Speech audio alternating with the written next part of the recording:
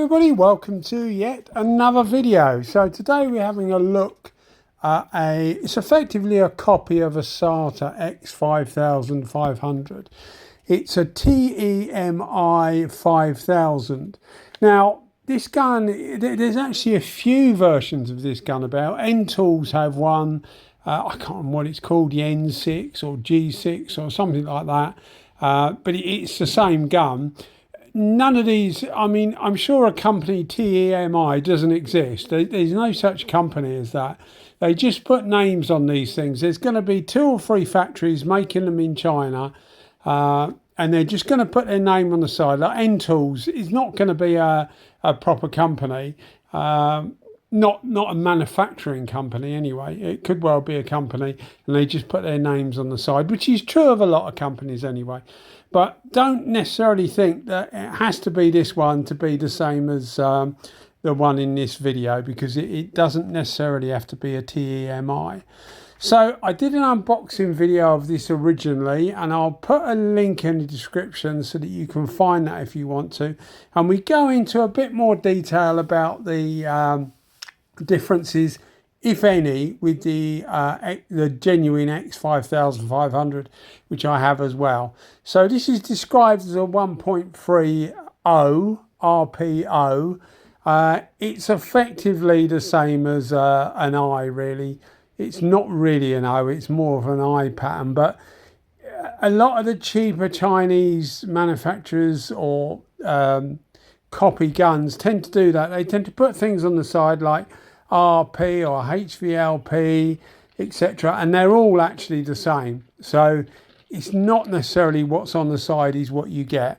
Yeah, I don't know why they do it, but they do, just to make them look different, I suppose. Maybe you'll buy 2, maybe you'll buy a HVLP version and an RP version, and it's only when you get the 2 of them that you realise they are actually exactly the same. Anyway, the quality of this gun is actually quite striking, because it's actually quite good. It's quite heavy, but so's the original gun, so it feels well made. But I mean, that could be just the weight could actually fool your mind into thinking that it's well made. You know, if something's heavy, you often think that it's substantial. You know, it's well made, and that's not always the case. But I haven't had any problems with it so far. But to be perfectly honest with you, I don't use it a lot. I bought it because I wanted to see how it differed to the original. And as I say, if you watch the other video, we go into it in more detail, but the answer is not a lot. Quite a lot off the original gun is actually interchangeable with this, so it is quite a copy. Now, I have no idea how long the patent lasts on the genuine Sata gun, but I would think it probably still is in force. So effectively, they shouldn't really be copying it, but you know, they are, and they seem to get away with it. I'm not here to judge, really. I'm here to buy the guns and test them, because that's what I enjoy doing. I'm a electromechanical engineer by trade, so I like the way things work, and I like to know how things differ from the original. So I'm not judging whether they should do it or not. I just want to see what it's actually like. So looking at my notes, I make notes when I do these videos. I make notes because this was actually done about probably, I don't know, 4 months ago, 5 months ago, maybe a bit more than that. So they're not always, you know, fresh in my mind. So I make notes at the time, and I just keep those notes so that I can refer back to them, and it just reminds me of the situation. So it was 9 degrees Celsius, so it wasn't particularly warm. So we do have to be a little bit careful about how we apply the clear coat. We are doing a flow coat. So this is, it's actually, I put a video up the other day of the A60, the Avalon A60. And that was this exact tank. And we did that with, I think we did that with just clear coat. And then it's been sanded, and then the Kawasaki decals, which you'll see in a minute, have actually been sprayed on, and they came out really, really nice. It was like a silvery colour on top of a I can't remember what, it's a Kawasaki orange. I can't remember what it is. It's a three-stage orange, but it came out really, really nice, and it just looks lovely in the sun. And we do get some video footage of it in the sun, but it came out really nice. Now, what I'm saying is that because it's a flow coat, effectively this gun will have an easier time of getting a flatter finish. Tends to be the way because you're effectively putting it on a flatter surface to start with. So that's the idea of a flow coat. A few reasons for doing it. One, people normally do it if they want a really flat finish because of the reasons I just outlined earlier. And also if you're doing something else like putting decals on or something like that, I do it because when I'm spraying the decals on, it gives me a room for error. If something goes wrong, you can literally, as long as it's more than like 2 or 3 days since you did the clear coat, you can literally take a rag with thinners on it and just wipe the base coat off and start again. And it saves you a lot of time if something goes wrong. If you're applying it directly to the base coat, so you're applying the spray decals directly to the base coat, if something goes wrong, you've got to do the whole thing again. So I do it as a sort of like an insurance policy, and it also means that you get a really flat finish. So when you see this at the end, you will see a really flat finish, and it looked absolutely superb. So going into how the gun works, there's a few things of note that I'll point out.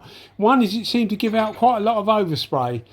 So if you were using this in a home environment and you didn't have reasonably good extraction or whatever, then you are going to get quite a lot of overspray. It was quite noticeable how much overspray you get, and sometimes it can be because I've got a couple of extractors which are effectively just, I'll mention this actually because a lot of people ask me, are effectively just 600 by 600 boxes. Well, they're actually 700 by 700 with a 600 millimeter, so a 2-inch fan, 24-inch fan inside. And I have 2 of those boxes. They're just homemade wooden boxes, and I've put some slats, which are effectively wire slats, and then I put the filter media behind that. You will often see one behind where I'm spraying, so behind to the right, you'll see it on the floor, and that works wonders because it really does take it out. And then there's another one where it actually extracts out the workshop, so it's sort of like a double filtration thing.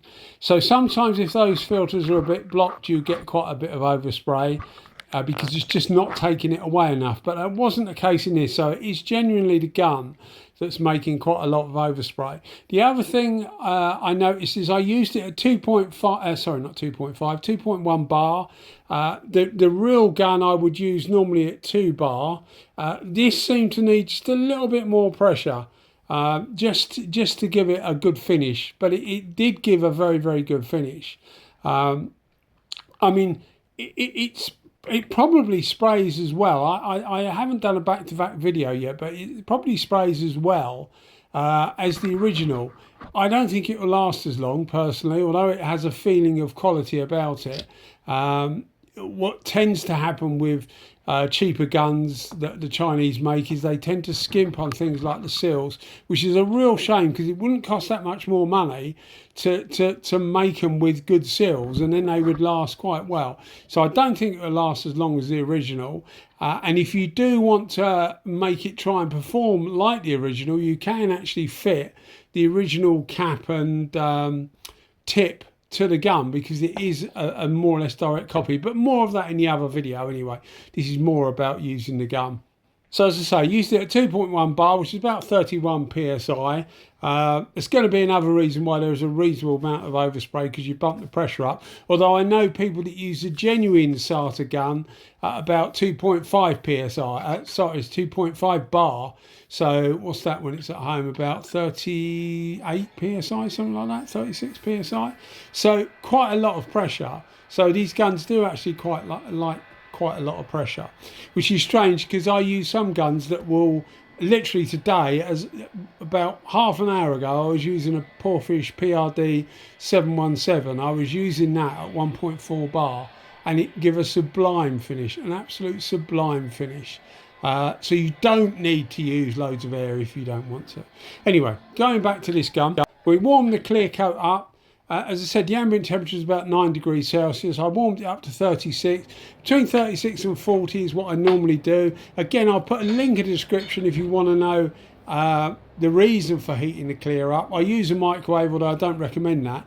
But if you want to know the reason for heating the clear Look in the description, and you'll see a link to a video I did quite a while ago now, but it's all perfectly relevant, and it does show you the difference. It's like night and day. So we heat out nice and warm, helps it flow out really nice, and of course gives you a good finish. Now the air consumption in this gun, I'm estimating it about 12.5 to 13 CFM. That's at 2.1 bar, so 31 PSI.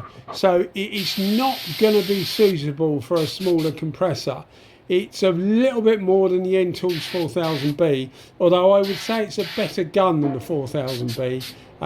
It's certainly on the build level, although I said it's not as good as the original. I don't think you'd expect it to be as good as the original, because this cost me, I can't remember now, but I think it was about $90 US, whereas the original is loads more, and the N-Tools is half that price. So I guess you would, judging by the amount of money you're paying, you would get exactly what you're paying for.